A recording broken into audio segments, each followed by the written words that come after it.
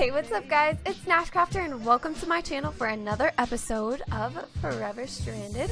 This is episode 7, guys. We're already 7 episodes in and I still feel like we're just getting started with this series. I don't know why, but I just feel like we have so much to do. There's so much I want to accomplish in this series and I'm loving it. I'm loving every second. I said that in the last episode and I can't help but mention it every time I play because it seriously has just been so much fun. But I have something that I really want to show you guys. So we're over here at the Shipwreck, and what I want to do is, let's go to the front.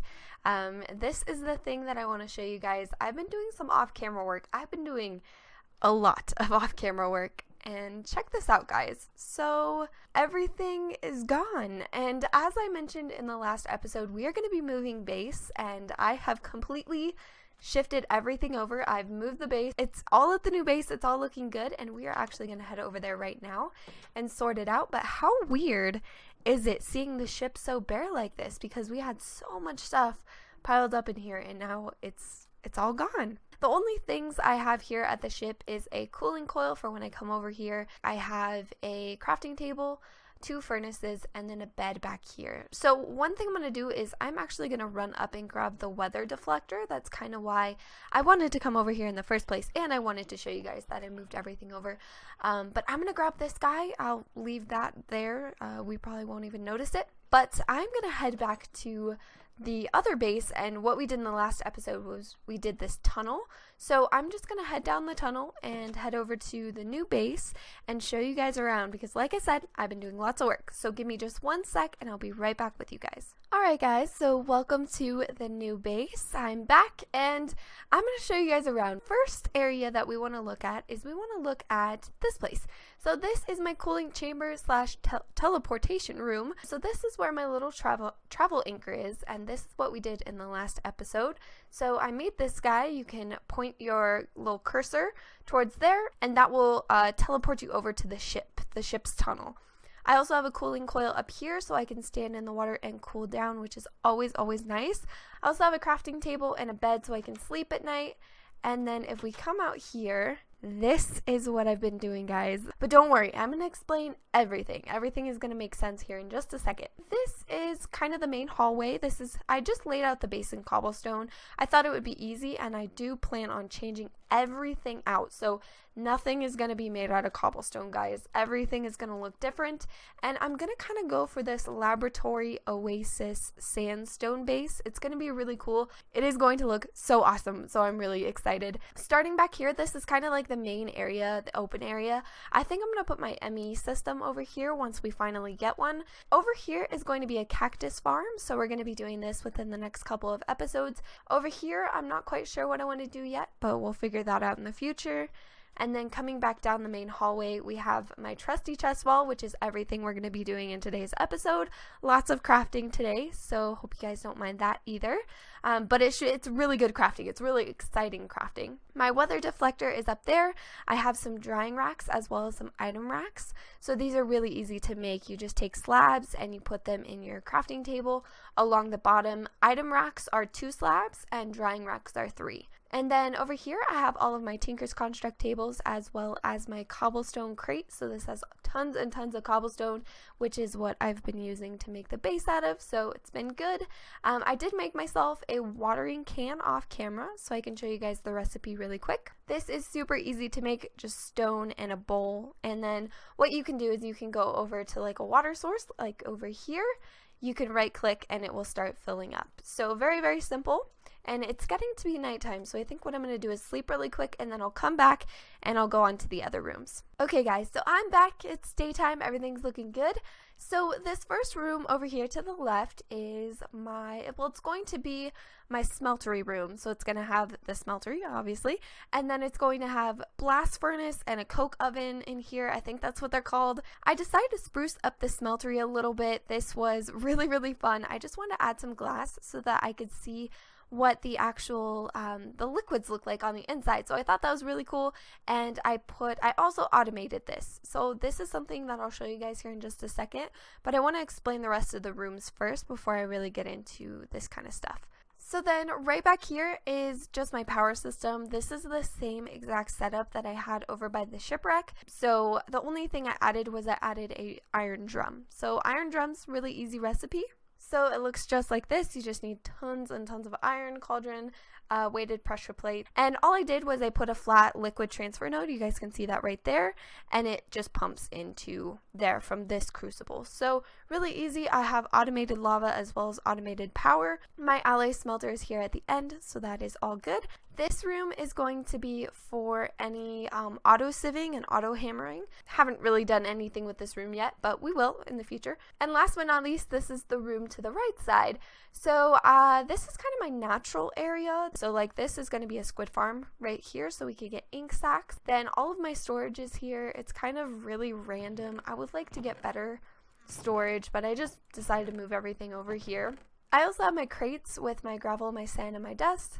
I got my trash can, I got my sieves, all of my barrels. They currently all have mycelium under them because I was trying to get myself some quartz, and I did get myself a lot of quartz, which was awesome. And then my well is here. So guys, that's pretty much it for the little base tour. I know it's kind of a big base, big tour, but we're going to be kind of doing more things on camera. So I just wanted to get everything established first. But first couple things that I want to mention as well at the start of this episode is I was digging out this area just trying to get myself some sand, and I found this ore here. It's called saltpeter ore, and it actually gets you, what's it called? Where is it? Where did I put this? It's you saltpeter, and I was kind of interested in this. It's from Railcraft. I honestly don't know if we're going to be using this. I thought it was interesting. So if you guys are playing this pack for yourself, be sure to look out for the saltpeter because it's just underneath the first level of sand. But I'm probably just going to cover this up because I really don't need it, and I already kind of mine smelt myself. So it's not really a big deal. So a couple other things that I wanted to mention is I wanted to talk about the smeltery. We'll do that here again in just a second. But there's a couple easier things that I want to talk about first. So let me get in a good position here. If we go over here, I mentioned in the last episode there was a tower right over there, and I thought it was a part of the city, but I actually kind of did a little bit of exploring. I didn't actually go over there, but I went in the general area, and I've realized it's not a city. It's actually just a tower, and it does have a lot of spawners in it, so that's something we can maybe take down in the future. But I just want to let you guys know that that is a tower. It's actually not a city, so that makes me feel a lot better, honestly, that we're not close to the city. And last but not least, I want to talk about the smeltery. So the smeltery is, I've done a little bit of automation on the smeltery, not too much, nothing crazy, but I do want to talk about it because I think this could help some of you guys out if you're playing this pack for yourself. So first thing I want to talk about is going back here to the back. If we actually look on the inside, you guys can see my seared tank is right there where my crosshair is in the center. And if we come on this side, I have set up automatic lava to go into the seared tank. So that thing will be filled with lava forever and ever and ever, which is awesome. So my little system here is I just have a cobblestone generator from Tiny Progressions, and then in between these two I can actually pick this up really quick. But what you do is I'm actually probably going to have to reset this whole thing up now because there's a specific way you have to do this, and I don't mind doing this on camera. So the way you want to do this is I want to jump down, be able to fit down here, put my, oh my goodness, a blood moon is rising. Oh, that sucks. Okay, I'm going to try to explain this really quick. But you want to put your cobblestone generator there. Then you want to put your flat transfer node for items underneath, and it has to be underneath and connected to there. Then you want to put your magma cube down, just like so.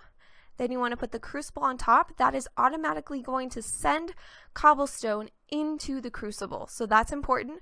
Then you need to make sure that you put your liquid transfer node on the crucible. If you put it on the tank, this won't work. You have to put it on the crucible so it knows to pump out of the crucible, and then put your tank down. This is going to stay filled with lava because it already was filled with lava, and it does retain its liquids once you pick it up, which is great.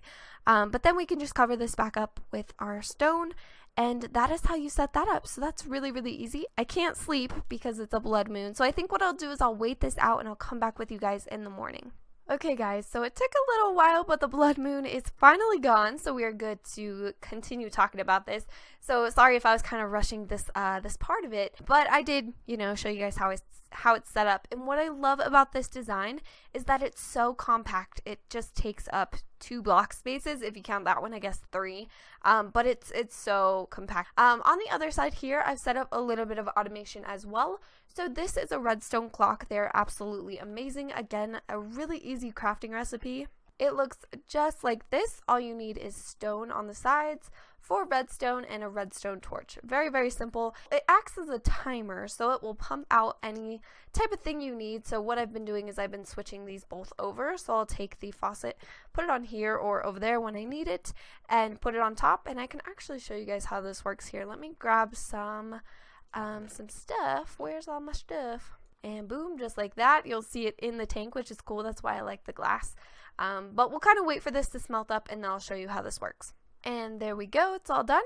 So what we can do is click this, brings it to the bottom, and you guys can see if we come over here, we've got the redstone clock, and it's just going to keep pushing out ingots. So it'll pour, and then it'll harden, it'll pull out automatically, and it'll pour again. So that is awesome. That's what this clock does. It just kind of sets a timer to tell this faucet to pour every so often. So that's really cool.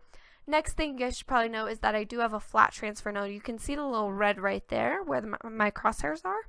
That is a flat transfer node, and that goes into this silver chest. And these are easy to make too. I feel like I crafted quite a few things off camera, so I didn't mean to do that, but this is just a silver chest. You just need to take a copper chest and surround it with silver. And because I've been sieving a lot, I have a lot of silver and iron and things like that. And then I have the same situation on the other side, just a flat transfer node going into another silver chest, and this is more for full blocks. So guys, we are getting into the crafting portion of today's episode. This is the fun part. I love modded crafting just because there's so much to do. There's so much to kind of figure out, and you guys know I like to set up my trusty chest wall, which is what I have here today.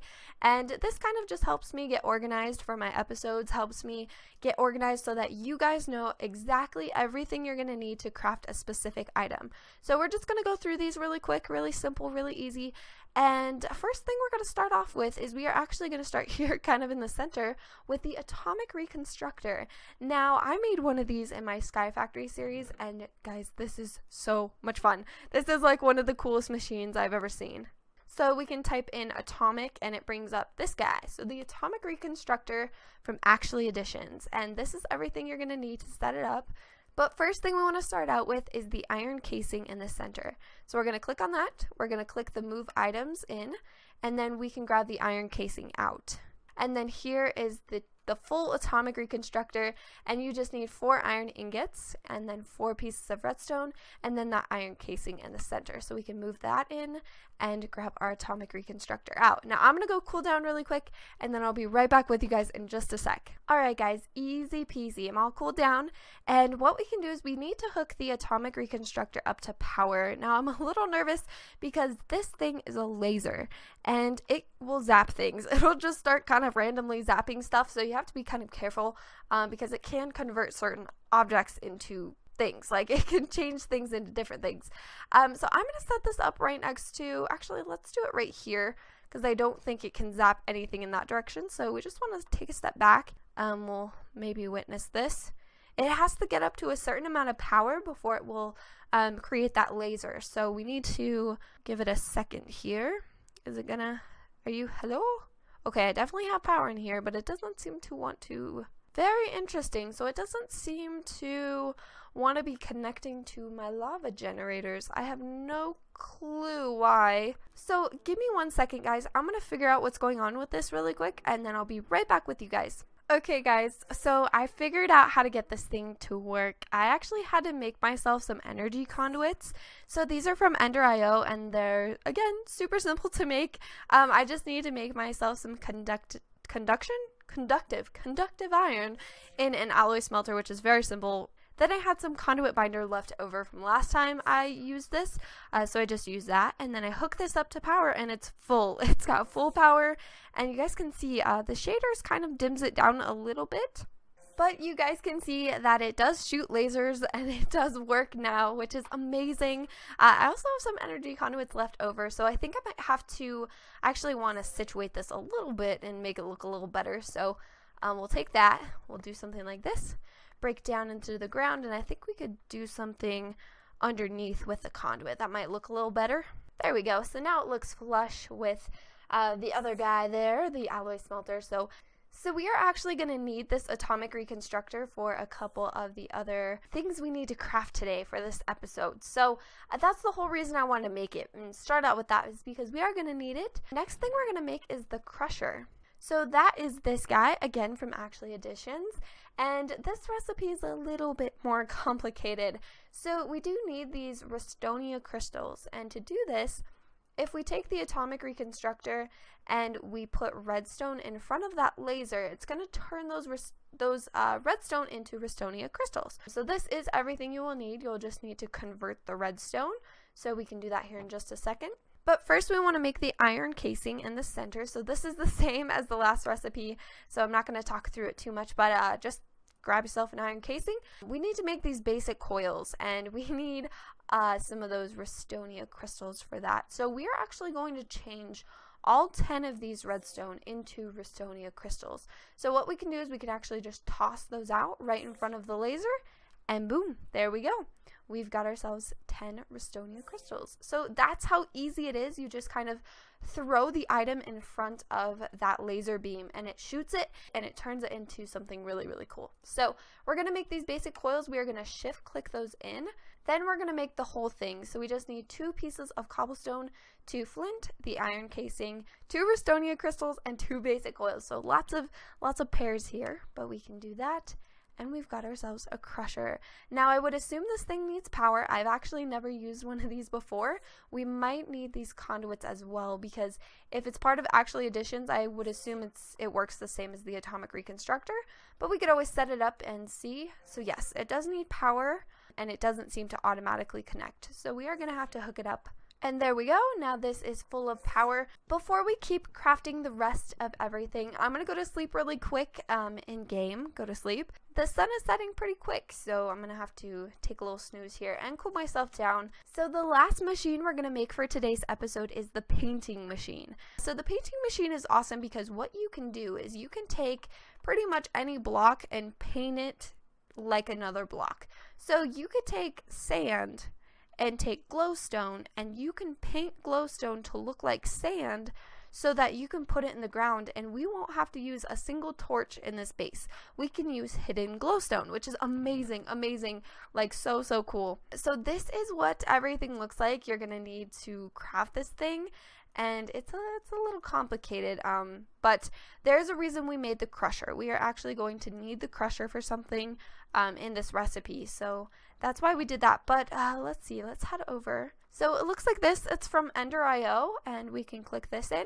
First thing we need to do is make a machine chassis, but before we can do that, we have to make a basic capacitor. So this is the same exact thing as the alloy smelter, so we can click that in just like so, get the machine chassis, which is the 4 iron bars and then the 4 iron ingots and the basic capacitor in the center. So we can take that one out. And then last but not least, we are going to need electrical steel. This is an interesting recipe. We need the alloy smelter, and we need to get ourselves some coal dust, coal powder, coal, crushed coal. And in order to do that, we have to use the crusher. So this is the reason why I wanted to make it, and we can actually take our coal over there right now. So we're going to crush up our coal really quick. So I'm going to grab out my 5 pulverized coal just like that, and then we can shift click these into the alloy smelter. Oh wait. Okay guys, so I wasn't as prepared as I thought I was for today's episode, but that is okay. We got time, we can make this happen. So what I'm going to do is I'm actually going to create a sag mill, and I'm going to gather up the resources to make this really quick, because this is how we're going to need to make silicon. So let me get all this together. I'll be right back with you guys in just a sec. It shouldn't take too long, especially not long for you guys. It literally should be just a second. But yeah, I will come back with you guys here very, very soon. So guys, I am back and we are going to do some crafting here for just a second. I mean, we've been doing crafting this whole time, so I can't even say for just a second, but this is going to be really quick. So we need to make another basic capacitor. So this is all just like repeating steps. A lot of these machines are the same. Ooh, let me grab my iron bars really quick. I believe I have some in this chest over here. Yeah, I do. I have a ton. So machine chassis here in the center. Grab that out. Very, very simple. Alright, so we can finally make ourselves a sag mill, and then we can click the move items. There we go. We are good to go. So that is pretty awesome. I'm glad we're actually getting a lot of the Ender IO machines done, and this will just start filling up with power. And now we can finally make ourselves this painting machine. We can make electrical steel, which is so cool. So we just need to get ourselves some silicon, which I think I have a lot of sand on me. Hopefully I do. I have 21 pieces. That should be enough to make us as much as we need. Wow, that goes so quick. And there we go. We've got that one more. We actually got a little bit extra here. Going back over to our alloy smelter, we can finally make ourselves this electrical steel, and boom, just like that. We are going to get 5 pieces of this, and then we can finally craft our painting machine. And a blood moon is actually rising, so we got another blood moon, which is really crazy, 2 in 1 episode. But what we're going to do is finish off this painting machine, so we're just going to click all of the items in. We just needed 2 nether quartz, a diamond, the machine chassis in the center, and then the electrical steel. And this thing, guys, I swear is so cool. But I'm gonna wait out this blood moon and I'll be right back with you guys.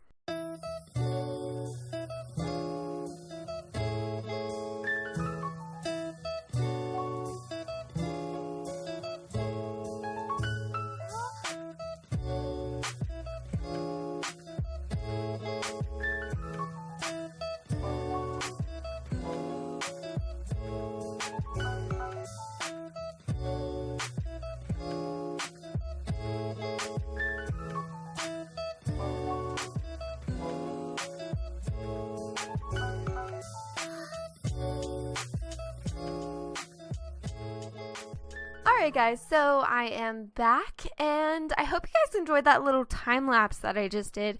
I wanted to show you guys the process of using soul sand, using the Atomic Reconstructor to get yourself soul sand. It's actually a lot easier than using witch water, which is the way I was doing it originally. So this is why I had all of this witch water lined up, is because I was individually putting sand and water into it. But having the Atomic Reconstructor, throwing sand in front of it is way easier, I have to admit. But next thing I want to do, I want to make this ring of regen. Now you guys can see that my hearts are a little bit low, so we're going to be able to test this thing and see if it actually works. So it looks like this. It's from Actually Edition's Ring of, Ring of Regeneration. So we need 4 gas tiers, which is what I was doing with the soul sand. We needed gas tiers, and the way you can do that is by sifting clumps of soul sand or compressed soul sand, and that will get you gas tiers. And it actually took me quite a while because the drop rate is really low on these, so you kind of have to be patient with that. But everything else here is what we're going to need, and I actually do need to go to zap this diamond block really quick with the Atomic Reconstructor, so we can throw that right in front. Is that going to touch that? There we go. Awesome. So we're going to head this way and we're going to finally craft this thing. Now I'm just really interested to see if this thing actually works. I'm not sure. I've never messed with this before, but we do need to make ourselves a ring first. So we can do this. Click that in. We just need 4 iron ingots, 4 gold ingots, and a piece of glowstone in the center.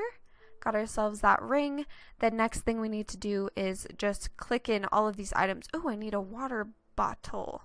I do have a water bottle. Let me see if I could do this. Okay, there we go. So I just put it in by hand instead of shift clicking, and looks like it works. So that is good. And check it out, guys. My hearts are regenning. That is amazing. You're not able to put this in any of the slots, so we're good there.